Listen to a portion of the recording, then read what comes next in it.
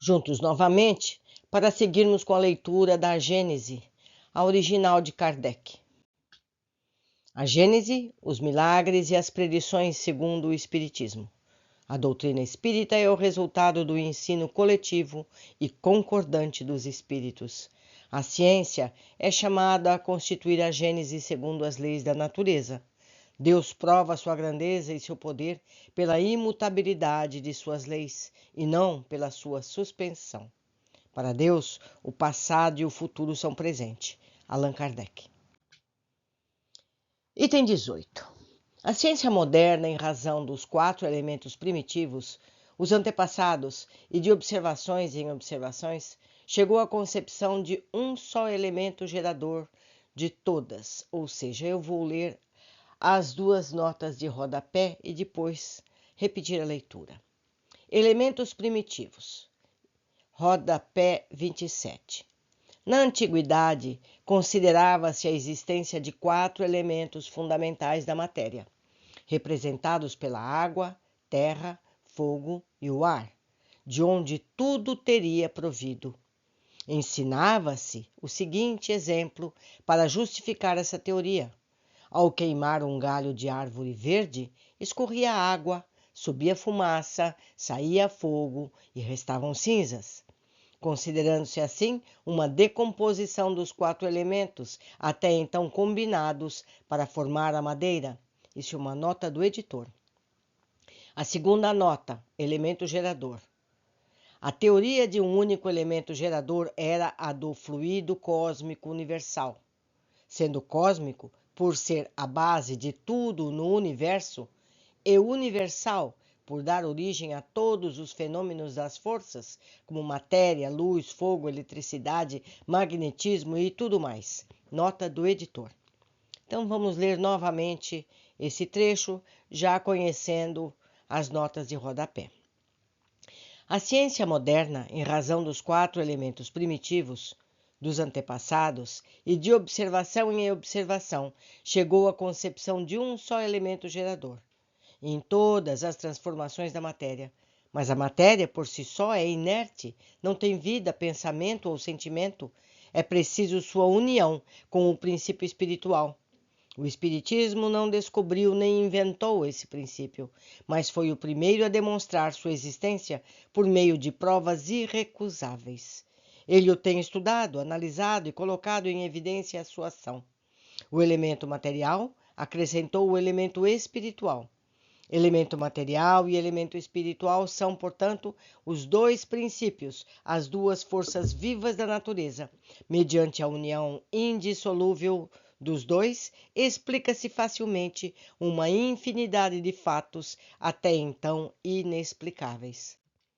Por sua essência mesma, e dado que tem como objeto o estudo de um dos 2 elementos constituídos do universo, o Espiritismo se relaciona forçosamente com a maior parte das ciências. Somente poderia chegar depois da elaboração dessas ciências e, sobretudo, depois de terem provado sua incapacidade de explicar tudo recorrente somente às leis da matéria.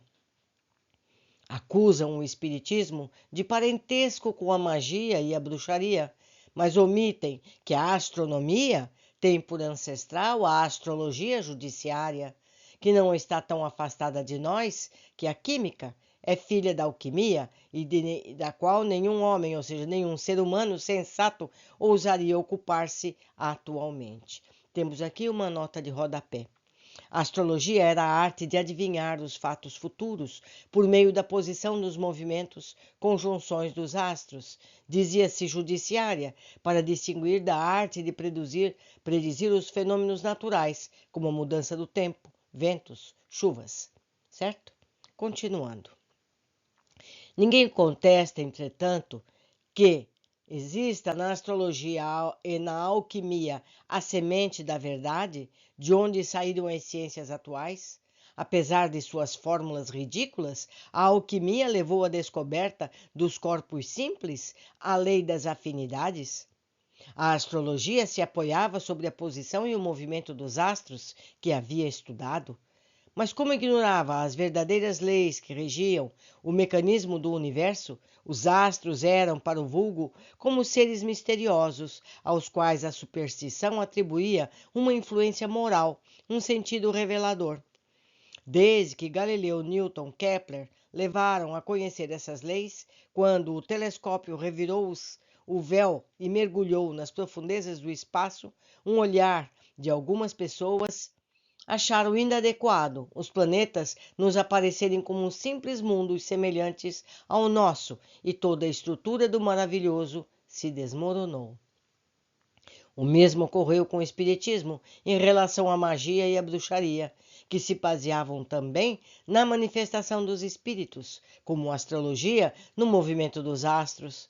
Todavia, como aquelas ignoravam as leis que regem o mundo espiritual, misturavam-se com essas relações práticas e crenças ridículas com as quais o espiritismo moderno, fruto da experiência e da observação, nada tem a ver. Certamente, a distância que separa o espiritismo da magia e da bruxaria é maior que a que existe entre a astronomia e a astrologia, a química e a alquimia. Pretender confundi-los é demonstrar não saber nenhuma palavra a respeito deles. Somente a possibilidade de nos comunicarmos com os seres do mundo espiritual traz consequências incalculáveis e da mais alta gravidade. É um mundo novo que se revela a nós e que tem ainda mais importância porquanto alcança todos os seres humanos, diz ele todos os homens, sem exceção. Esse conhecimento certamente levará, quando amplamente divulgado, profunda modificação nos costumes, no caráter, nos hábitos e nas crenças que tão grande influência exercem sobre as relações sociais. É uma revolução total que se opera nas ideias, revolução maior, a que mais poderosa, porquanto não se restringe a um povo nem a uma casta, pois alcança simultaneamente pelo coração todas as classes, todas as nacionalidades e todos os cultos. Razão existe, pois, para que o Espiritismo seja considerado como a terceira grande revelação. Vejamos em que se diferem essas revelações e qual vínculo une umas às outras. Primeiro, Moisés, como profeta, revelou aos homens, ou seja, revelou aos seres humanos, o conhecimento de um Deus único, soberano, Senhor e Criador de todas as coisas. Promulgou a lei do Sinai e assentou as bases na verdadeira fé. Como homem, foi o legislador do povo pelo qual essa fé primitiva depurada haveria de expandir-se por toda a terra. Segundo a revelação, o Cristo, que tomou da antiga lei o que é eterno e divino, rejeitando o que era apenas transitório, meramente disciplinar e de uma concepção humana. Agregou a revelação da vida futura, da qual Moisés nada tinha falado, como também o das penas e recompensas que guardam o homem, o ser humano, após a morte. Isso está, veja, na Revista Espírita, março e setembro de 1861. Material esse que está disponível a quem se interessar na internet para o entendimento de todos em PDF. Recomendo fortemente a leitura. Item 23. Na parte mais importante da revelação do Cristo, no sentido de primeira fonte, a pedra angular de toda a sua doutrina é o ponto de vista absolutamente novo, desde o qual se considera a divindade. Este não é mais o Deus terrível e ciumento vingativo de Moisés, o Deus cruel e implacável, que rega a terra com o sangue humano, que ordena massacre e a exterminação de povos, sem excetuar as mulheres e crianças, os anciões que castigam e tratam com indulgência as vítimas. Não é mais o Deus injusto que pune todo o povo pela falta cometida por seu chefe, que se vinga do culpado na pessoa do inocente, que atinge os filhos pela falta dos seus pais. Mas um Deus clemente, soberanamente justo e bom, pleno de mansuetude e misericórdia, que perdoa o pecador arrependido, dá a cada um conforme suas obras. Não é mais o Deus de um só povo privilegiado, o Deus dos exércitos, dirigido aos combates para sustentar a própria causa contra Deus dos outros povos, mas o Pai comum do gênero humano, que estende a proteção sobre todos os filhos, chamando todos eles até ele, já não é o Deus que recompensa e castiga somente pelos bens da terra e faz consistir a glória e a felicidade na escravidão dos povos rivais e na multiplicidade da progenitura, que diz ao homem: vossa verdadeira pátria não está nesse mundo, mas no reino celeste, lá onde os humildes de coração serão elevados e os orgulhosos serão humilhados. Não é mais um Deus que faz da vingança uma virtude e ordena a retribuição de olho por olho, dente por dente, mas o Deus de misericórdia que diz: perdoa as ofensas se te queres ser perdoado. Trocai o bem pelo mal, não faça aos outros o que não queres que vos façam. Não é mais o Deus mesquinho e meticuloso que impõe as suas rigorosas penas, o modo pelo qual quer ser adorado, que se ofende pela inobservância de uma fórmula, mas o Deus grandioso, que vê o pensamento e não se importa com a forma. Enfim, não é o Deus que quer ser temido, mas ser amado. Por Deus ser o motivo de todas as crenças religiosas, o objetivo de todos os cultos, o caráter de todas as religiões, é conforme a ideia que elas têm de Deus. As que o fazem de um Deus cruel e vingativo creem honrá-lo por atos de crueldade, pelas fogueiras e torturas.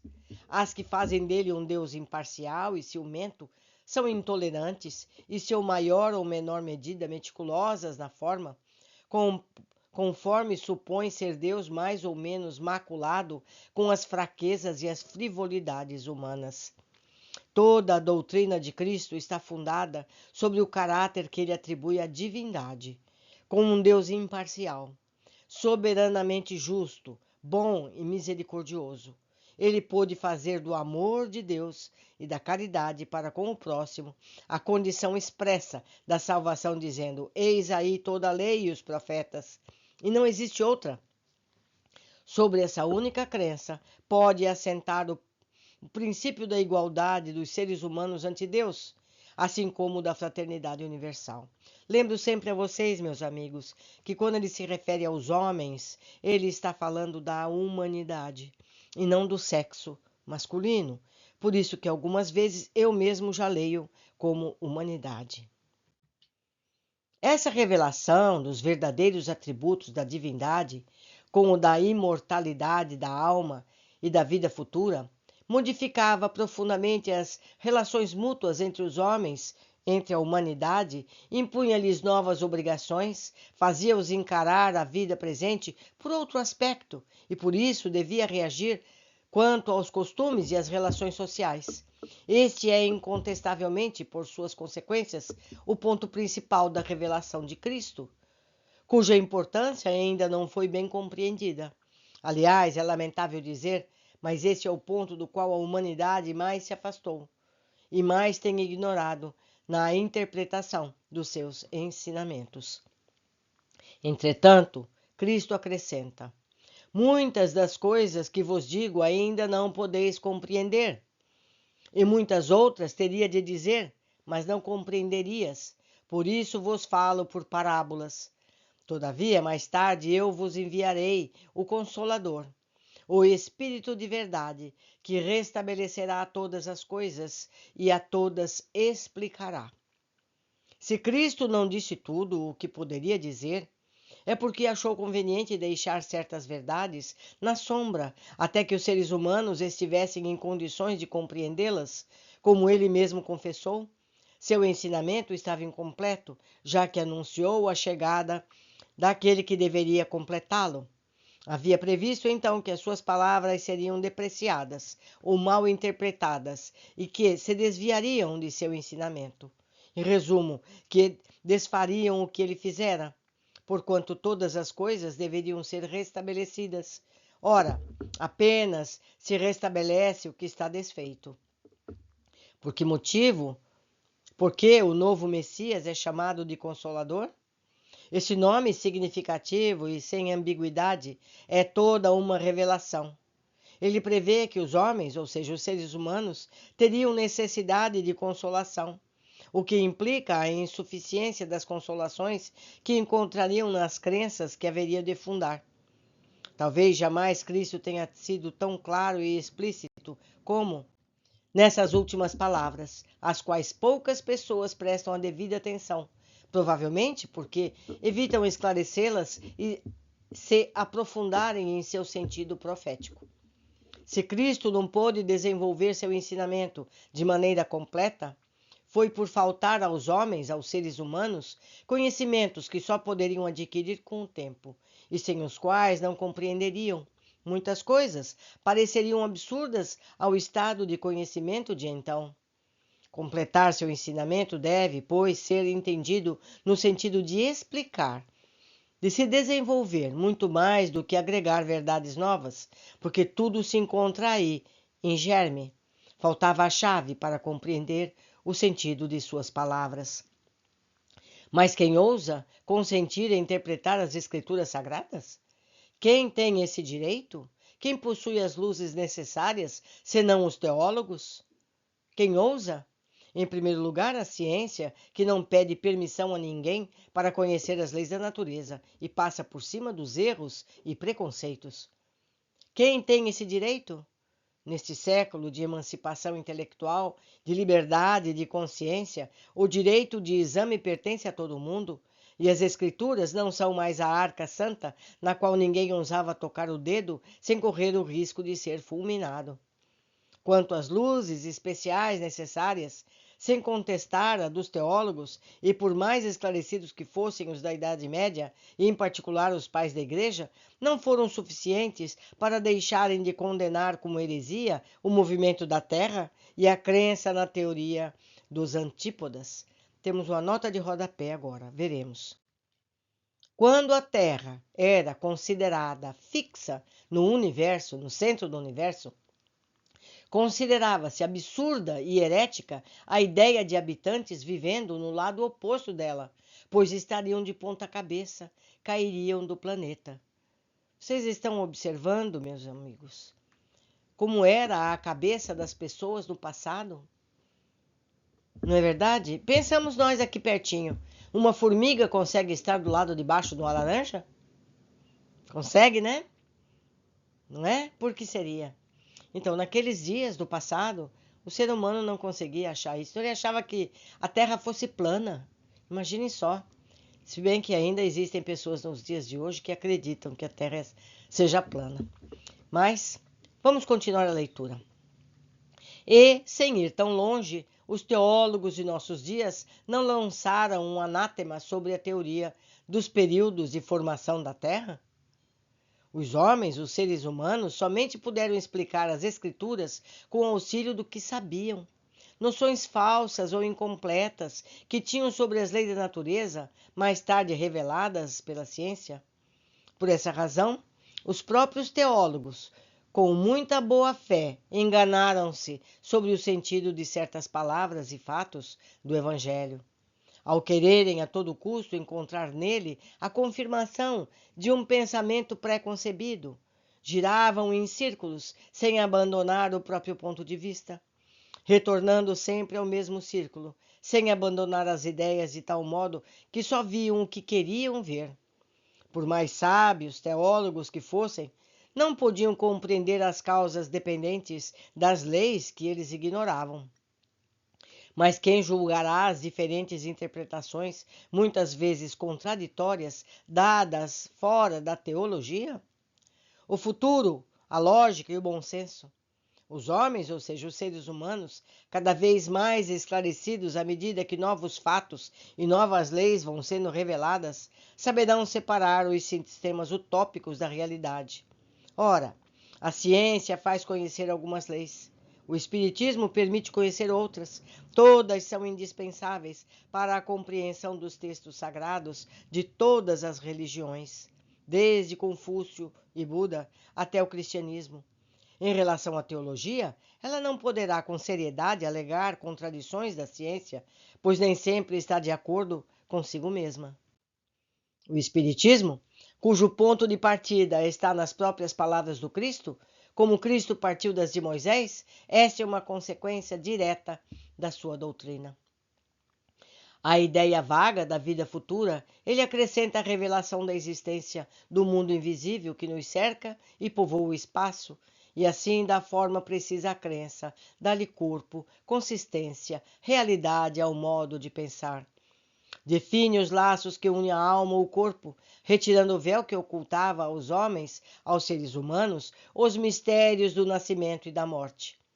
Pelo Espiritismo, o ser humano sabe de onde vem, para onde vai, por que está na Terra, por que sofre temporariamente e vê por toda parte a justiça de Deus. Sabe que a alma progride sem cessar por meio de uma série de existências sucessivas até alcançar o grau de perfeição que lhe permite se aproximar de Deus.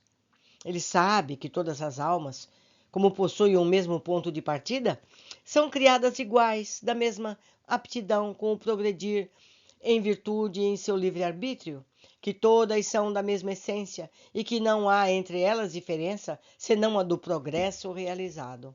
Que todas têm o mesmo destino e alcançarão a mesma meta, mais ou menos rapidamente, conforme o seu trabalho e sua boa vontade.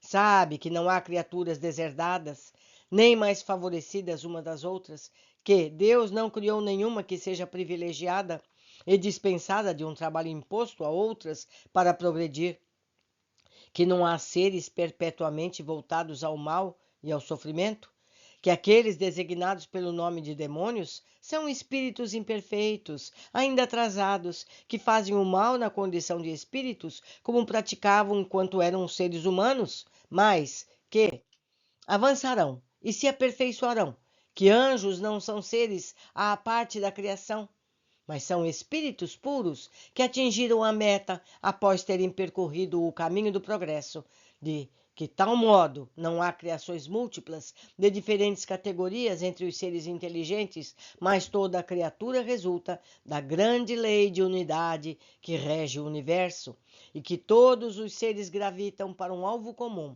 que é a perfeição, sem que uns sejam favorecidos em detrimento de outros, pois todos são filhos das próprias obras. Pelas relações que agora pode estabelecer com os que deixaram a Terra, o ser humano possui não somente a prova material da existência e da individualidade da alma, mas compreende também a solidariedade que vincula os vivos com os mortos desse mundo e o deste mundo com o de outros planetas. Conhece sua situação no mundo dos espíritos, acompanha-os em suas migrações, é testemunha de suas alegrias e aflições, sabe por que são felizes ou infelizes, conhece a sorte que lhe será reservada, de acordo com o bem ou o mal que tenha feito. Essas relações o iniciam na vida futura, que ele pode observar em todas as suas fases, em todas as suas peripécias. O futuro não é mais uma vaga esperança, é um fato positivo, uma certeza matemática. Desse modo, a morte não tem mais nada de assustador, porque é para ele a libertação a porta da verdadeira vida. Pelo estudo da situação dos espíritos, os seres humanos sabem que a felicidade e a infelicidade da vida espiritual são inerentes ao grau de perfeição e de imperfeição que cada um sofre as consequências diretas e naturais de suas faltas, por outras palavras, que ele é punido por onde pecou, que essas consequências duram tanto tempo quanto a causa que as produziu. E, portanto, o culpado sofrerá eternamente se persistir sempre no mal. Mas o sofrimento acaba com o arrependimento e a reparação. Olhem aqui, meus amigos, não basta o arrependimento, é preciso a reparação. Ora, como depende de cada um se aperfeiçoar, todos podem, em virtude do livre-arbítrio, prolongar ou abreviar os sofrimentos, como o doente sofre por causa de seus excessos, enquanto não lhes dá um fim. Assim, como a razão rejeita como incompatível com a bondade de Deus a ideia das penas irremissíveis, perpétuas e absolutas, frequentemente infringidas por uma só falta, rejeita igualmente a ideia dos suplícios do inferno, que nem mesmo o arrependimento mais ardente e sincero pode atenuar. Por outro lado, a mesma razão se inclina diante dessa justiça distributiva imparcial, que leva tudo em conta, jamais fechando a porta ao arrependimento e estendendo constantemente a mão ao náufrago, em vez de empurrá-lo para o abismo. A pluralidade das existências, cujo princípio Cristo estabeleceu no Evangelho, mas sem defini-lo, como fez com muitos outros, é uma das mais importantes leis reveladas pelo Espiritismo, porque esse demonstra a sua realidade, a sua necessidade para o progresso. Com essa lei, os seres humanos explicam a si todas as aparentes anomalias da vida humana, suas diferenças quanto à posição social, as mortes prematuras, as quais, sem a reencarnação, tornariam inúteis para a alma as vidas de curta duração. Explica a desigualdade de aptidões intelectuais e morais, as quais se devem à antiguidade do espírito, que viveu mais ou menos tempo, tendo aprendido e progredido em maior ou menor grau, trazendo ao renascer o que conquistou em experiências anteriores. Veja o item 5.